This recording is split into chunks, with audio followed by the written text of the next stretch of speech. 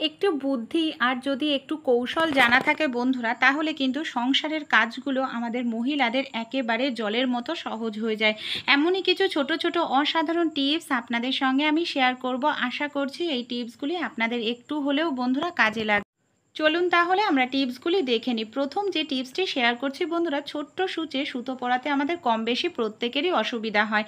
আর যারা চোখে একটু কম দেখেন তাদের তো এই সমস্যাটা আরও বেশি হয়। তাই ছোট্ট সূচে একেবারে আমরা সহজভাবে কিভাবে সুতো পরিয়ে নিতে পারবো। আমি যে সুচটা নিয়েছি প্রথমেই দেখালাম, সুচটার ছিদ্রটা কিন্তু একেবারেই ছোট।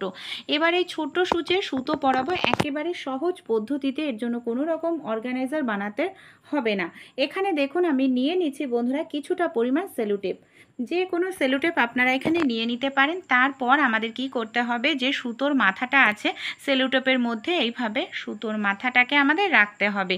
সুতোর মাথাটাকে রেখে সেলোটেপটাকে না এইভাবে দেখুন ভাঁজ করে দেব। এইভাবে একেবারে টাইট করে ভাঁজ করে দেব। তারপর এখানে আমি নিয়ে নিচ্ছি বন্ধুরা একটি কাঁচি।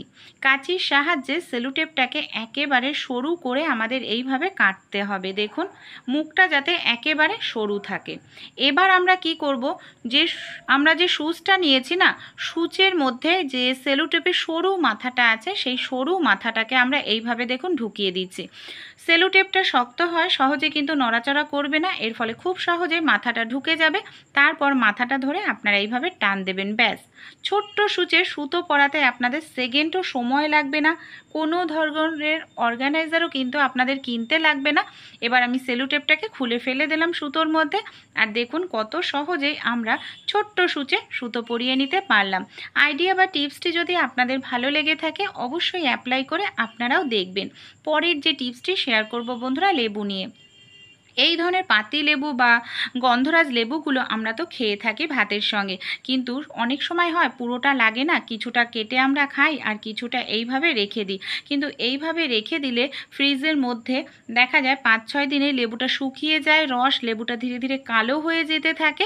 তাই লেবুটা যাতে 7-8 দিন আমরা ফ্রিজের মধ্যে রাখতে পারি, এমনকি লেবুটা একেবারে টাটকা ফ্রেশ থাকবে, নষ্ট হবে না, তার জন্য ছোট্ট একটি টিপ শেয়ার করব। লেবুটার মধ্যে নিয়ে নিয়েছি কিছুটা পরিমাণ ফয়েল পেপার। ফয়েল পেপার দিয়ে লেবুটাকে দেখুন এইভাবে আমি মুড়িয়ে নিচ্ছি। এবার আমরা যদি ফ্রিজের মধ্যে রেখে দিই 10 দিনের জন্য, লেবুটা কিন্তু নষ্ট হবে না, কালো হবে না, লেবুটার রসটাও শুকাবে না। পরের যে টিপসটি শেয়ার করব বন্ধুরা, এই ধরনের শাড়ি নিয়ে। এই ধরনের যে শাড়িগুলো আমাদের বাড়িতে থাকে, জরির কাজ করা থাকে, স্টোন বসানো থাকে, কিন্তু এই ধরনের শাড়িগুলো পরার পর আমরা লন্ডিতে কাচতে দিই। আর লন্ডিতে কাচতে দিলে বন্ধুরা অনেকটা টাকাও খরচা হয়। আর বাড়িতে যদি কাচি অনেক সময় দেখা যায় যে স্টোনগুলো বসানো থাকে কিংবা যে সুতোটা থাকে সেই সুতোটা নষ্ট হয়ে যায়। তাই বাড়িতে আমরা কিভাবে কাচতে পারি, লন্ডিতে দেওয়ার প্রয়োজন নেই, এমনকি সুতোর কাজ করা বা স্টোন বসানো থাকলে সেটাও নষ্ট হবে না।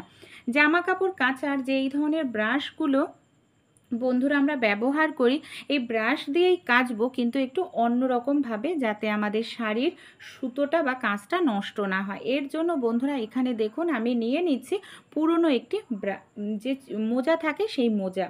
ব্রাশটাকে আমি দেখুন এইভাবে মোজার মধ্যে পরিয়ে নিচ্ছি। এইভাবে যদি ব্রাশটাকে আমরা মোজার মধ্যে পরাই, তারপর এই ধরনের দামি যে শাড়ি বলুন জামা কাপড় বলুন সেগুলোকে যদি এইভাবে ব্রাশ দিয়ে কাচি, নোংরাটাও পরিষ্কার হবে, লন্ড্রিতে দিয়ে টাকাও খরচা করতে হবে না, শাড়িটাও আমাদের ভালো থাকবে। বন্ধুরা আপনারা কখনো এইভাবে গ্যাস ওভেনে কলার ব্যবহার করে দেখেছেন? গ্যাস ওভেনে আমরা কেন বন্ধুরা কলার ব্যবহার করব? রান্নাবাড়ি করার পর দেখা যায় আমাদের গ্যাসের ওভেনটা এরকম নোংরা হয়ে যায়, তেল কাস্টে হয়ে যায়, খাবার দাবার পরে এটা যদি কোনো কাপড় দিয়ে কিচেন তাওয়ালে দিয়ে পরিষ্কার করি, তাহলে কিন্তু সেই কিচেন তাওয়ালটা তেল কাস্টে হয়ে যাবে, সেটাকে আবার সাবান লিকুইড দিয়ে পরিষ্কার করতে লাগবে। কলা খাওয়ার পর বন্ধুরা কলার খোসাটা কম বেশি আমরা ফেলেই দিই, কিন্তু কলার খোসার যে সাদা অংশটা আছে এটা কিন্তু যে কোনো জিনিস তেল কাস্টে ভাব দূর করতে সাহায্য করে, পরিষ্কার করে।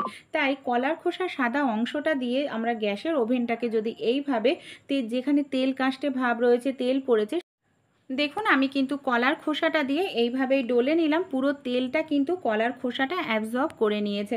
আমি বলছি না বন্ধুরা, আপনারা নিজেরা বাড়িতে ট্রাই করে প্রমাণ করে দেখবেন যে এতটা সুন্দর গ্যাসের ওভেন আপনাদের পরিষ্কার হবে, কাপড়টাও কিন্তু যেটা দিয়ে মুছবেন সেটাও কিন্তু তেল কাস্টে ভাব থাকবে না। দেখুন আমি এবার কাপড়টা দিয়ে পরিষ্কার করে মুছে দেখাচ্ছি, রেজাল্ট আপনাদের সামনেই রয়েছে। ভালো লেগে থাকলে অবশ্যই টিপসটি আপনারা অ্যাপ্লাই করবেন। পরের যে টিপসটি শেয়ার করব, এই ধরনের যে নারকেলের ঝাঁটাগুলো হয় না, আমরা অনেকেই বিছনা ঝাড় দিয়ে থাকি, অনেকে আবার উঠোন ঝাড় দিই, কিন্তু এই নারকেলের ঝাঁটাগুলোকে এইভাবে মুঠো করে ধরে কাজ করতে অসুবিধা হয়, হাতটা লাল হয়ে যায়, হাতে ব্যথা করতে থাকে। অনেক সময় দেখা যায় যে কাজ করতে করতে এই ধরনের ঝাঁটাগুলোর থেকে কাঠিগুলো খুলে যায়। সেক্ষেত্রে কি করবেন বন্ধুরা, এরকম ধরনের কোনো পলিথিন নিয়ে নেবেন। খুব ভালো করে আপনারা এই নারকেলের যে ঝাঁটাটা আছে না, পলিথিনটাকে বন্ধুরা এইভাবে খুব ভালো করে পেঁচিয়ে নেবেন। তারপর একটি আয়রন গরম করে নিয়ে আয়রনটাকে এইভাবে হালকা করে আপনারা তাপ দিতে থাকবেন। দেখবেন যে প্লাস্টিকটা দিয়েছেন ঝাঁটার গায়ে টাইটভাবে লেগে থাকবে। এরপর আপনারা এইভাবে ঝাঁটাটাকে ধরে কাজ করতেও সুবিধা হবে, ঝাঁটার কাঠিও কিন্তু বেরা হবে না। একটি ঝাঁটা আপনারা বছরের পর বছর ইউজ করতে পারবেন, সহজে নষ্ট হবে না। পরের যে টিপসটি শেয়ার করব বন্ধুরা, এখানে দেখুন আমি নিয়েছি দুটো এই ধরনের বোতলের ঢাকনা, কোল্ড ড্রিঙ্কসের ঢাকনা। ঢাকনাটা ঠিক মাঝখানটায় আমি এইভাবে কেটে নিয়েছি, আর ঢাকনাটাকে এইভাবে সাইড দিয়েও কেটে নিয়েছি। এবার কি করব, আরেকটি ঢাকনার মাঝখানটা আমি কিছু পরিমাণ দিয়ে দিলাম এখানে ফেবিকুইক আঠা। যে ঢাকনাটাকে ওপরটা কেটে নিয়েছি, সাইডে কেটে নিয়েছি, তার মধ্যে এইভাবে আমি সেলু টেপের যে আঠাটা আমি এখানে নিয়েছি, ফেবিকুইক আঠাটা, সেটাকে দিয়ে খুব ভালো করে আটকে নেব। তারপর পেছন দিকেও বেশ কিছুটা আঠা লাগিয়ে দেব। দেখুন বন্ধুরা, এটাকে তো আমি লাগিয়ে নিলাম, পেছন দিকটা আরেকটু আঠা লাগানোর দরকার আছে বন্ধুরা। এবার এটাকে আমরা কিভাবে ব্যবহার করব, আমাদের বাড়িতে যে সুইচ বোর্ড থাকে না, সুইচ বোর্ডের পাশেই দেখুন এটাকে এইভাবে আমি চেপে কয়েক সেকেন্ড রেখে দিলে দেয়ালের সঙ্গে আটকে যায়। আমাদের অনেক সময় সুইচ বোর্ডে ইন্ডাকশন ওভেন থাকে, মিক্সার মেশিন থাকে, তার যে তারটা থাকে না, অনেক সময় বোর্ডের সঙ্গে দিয়ে দিই, বাচ্চারা দেখা যায় সুইচ দিয়ে দেয়। তাই বোর্ডের সঙ্গে না রেখে আমরা এরকম একটি অর্গানাইজার তৈরি করে খুব সহজেই রাখতে পারি। শুধু ইন্ডাকশন ওভেন বা মিক্সার তার নয় বন্ধুরা, দেখুন আমাদের ফোনের চার্জার অনেক সময় ঝুলতে থাকে, বাচ্চারা টানাটানি করে মুখ দেয়, ফোনের চার্জারের তারটাকেও গুছিয়ে রাখতে পারবো। পরের যে টিপসটি শেয়ার করব বন্ধু, বর্ষাকাল তো বন্ধুরা চলেই এসে। অনেক সময় দেখা যায় বন্ধুরা বর্ষাকালে যে আমাদের 2-3 দিন ধরে ঝিরিঝিরি বৃষ্টি হয়েই চলেছে, আর সূর্যের তো দেখা মেলেই না অনেক সময়। আর এইভাবে যদি 2-3 দিন টানা বৃষ্টি হয় বন্ধুরা, আমাদের প্রত্যেকের বাড়িতেই কিন্তু অনেক জামা কাপড় জমে যায়, যেগুলো ভেজা জামা কাপড়। এমন কিছু জামা কাপড় থাকে বন্ধুরা যেগুলো তো অবশ্যই প্রত্যেক দিন আমাদের প্রয়োজন, বিশেষ করে বাচ্চাদের স্কুল ড্রেস, যেগুলো প্রত্যেক দিন কেচে দিতে লাগে, এমনকি প্রত্যেক দিন আমাদের শুকানোর প্রয়োজন। এমন অনেক জামা কাপড়ের পার্ট থাকে, বিশেষ করে মোজা, এগুলো কিন্তু সহজে শুকাতে যায় না। তাই ছোট্ট এই কাজটি করবেন। একটি দেখুন কড়াই নিয়েছি, কড়াইটাকে আমি গ্যাসের ওপর উল্টো করে বসিয়ে দিয়েছি। কড়াইটাকে আমি 3 মিনিট মতো খুব ভালো করে গ্যাসটাকে অন করে আমি গরম করে নিয়েছি। তারপর গ্যাসটা বন্ধ করে দিয়েছি।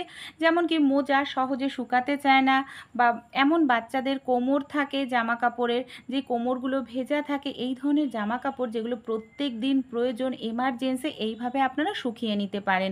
এতে গ্যাসের কিন্তু অতিরিক্ত খরচাটা হবে না, জামা কাপড়টাও আপনাদের শুকিয়ে যাবে, দরকারে ইউজ করতে পারবেন।